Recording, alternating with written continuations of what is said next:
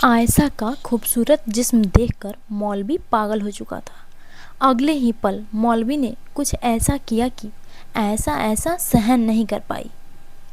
मेरा नाम आयशा है और मेरी उम्र 23 साल की है। मैं तो 10वीं अपने गांव के स्कूल में ही पास की। उसके बाद शहर जाना चाहा तो अब्बू और अम्मी ने मुझे शहर की एक मदरसे में तालीम देने के लिए भेज दिया था। वहाँ पर मेरे अब्बू की सैलून की दुकान थी जो इस शहर में थी और मेरा गांव शहर के 5 किलोमीटर की दूरी पर था। जब तक मैं गांव कॉलेज में पढ़ती थी तब तक कई सहेलियाँ थी। अब यहाँ मदरसे में आकर उन सभी सहेलियों से दूर हो गई। इस बात का दुख हमें हमेशा रहता था। हम लोग बहुत मौज मस्ती करते थे और कॉलेज में लड़कों से हमेशा मेरी बातचीत हो जाया करती थी। लेकिन कॉलेज में कोई ऐसा नहीं था जिसे मैं लाइक कर सकूं। मेरी तीनों सहेलियों के बॉयफ्रेंड थे और एक सलीम नाम का लड़का भी था। मुझे लाइक करता था लेकिन मैंने उसको कभी भाव नहीं दिया। मेरे अब्बू काफ़ी शरीफ इंसान हैं। उन्होंने मुझे पूरी आज़ादी दी थी। कभी उन्होंने मुझे किसी पहनावे के बारे में नहीं टोका। मैं हमेशा जीन्स और टॉप में ही स्कूल जाया करती थी, जबकि मेरी सहेलियाँ कुर्ता सलवार और हिजाब में स्कूल जाती थी। वहाँ के मौलवी हसरत खान हमेशा लड़कियों को ज़्यादा ताकते रहते थे। वह थोड़ा ठरकी टाइप के इंसान थे। लड़कियों से हंसी मजाक करना और मजाक मजाक में उनको टच कर देना उनका काम था। वैसे तो अच्छा वह पढ़ाते थे। उर्दू भाषा का ज्ञान उन्हें बहुत था और मदरसे में ज़्यादातर उर्दू ही पढ़ाई जाती थी। धीरे धीरे मदरसे में भी मेरी कई सहेलियां बन गई।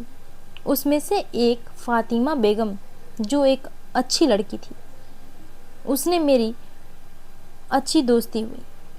फ़ातिमा ने मुझे बताया था कि मालिक मौलवी साहब थोड़ा रंगीन मिजाज हैं। मैंने कहा मुझे क्या मतलब।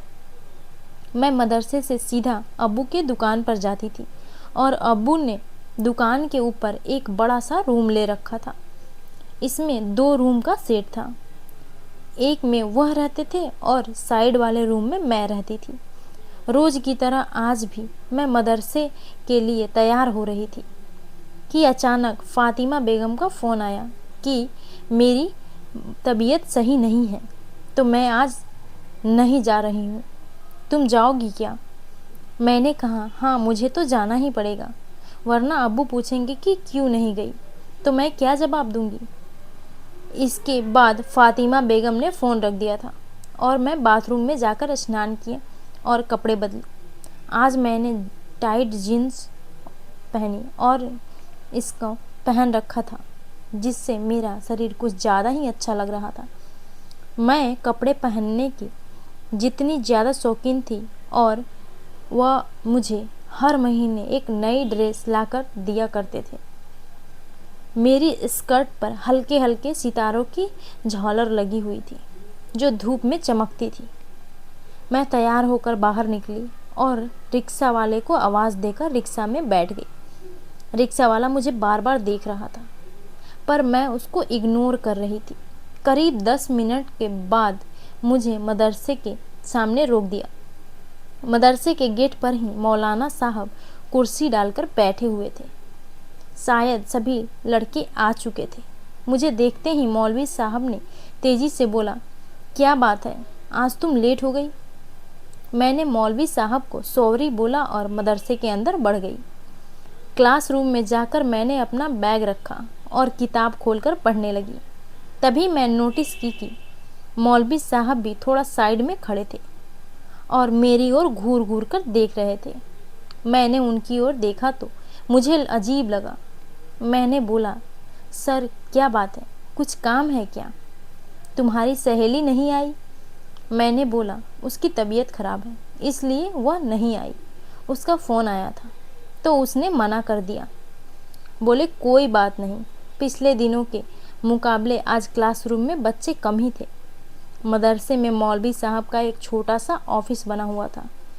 मौलवी साहब वापस जाकर इस ऑफिस में बैठ गए।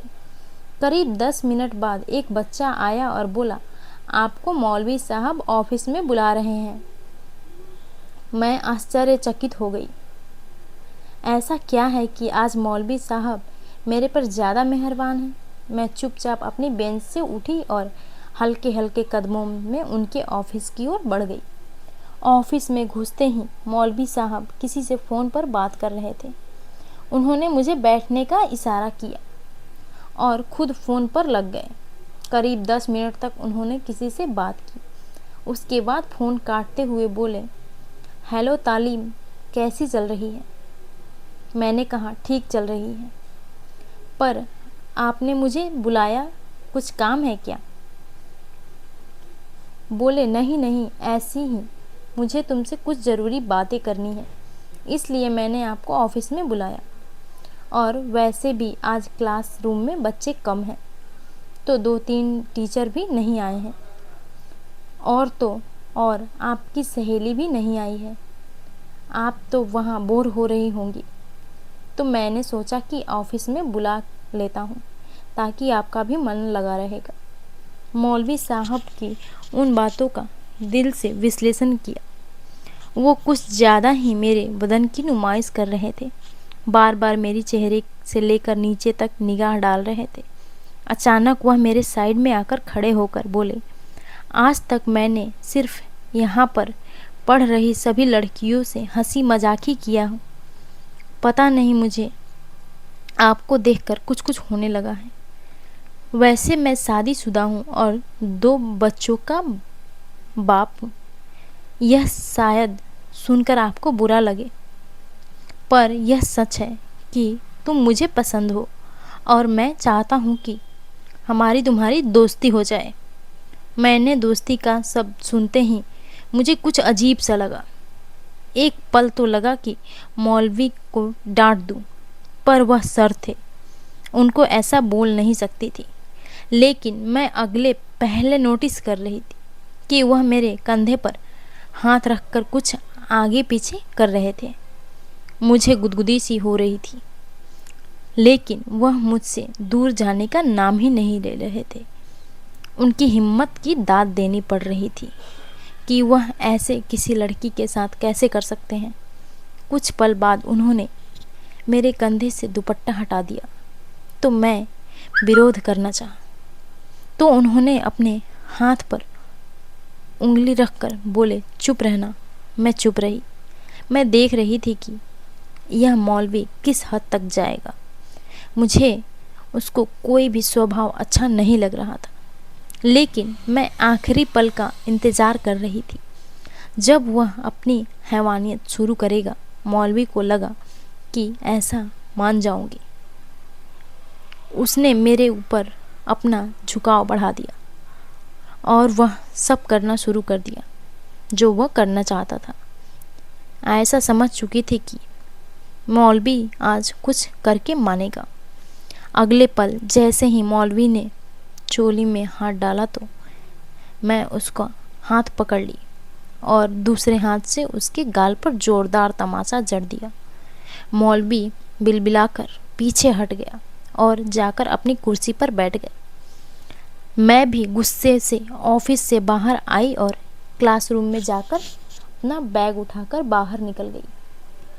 ऐसे ही कहानियाँ सुनने के लिए आप हमारे चैनल को सब्सक्राइब करें, हमारे वीडियो को लाइक करें और शेयर ज़रूर करें। धन्यवाद।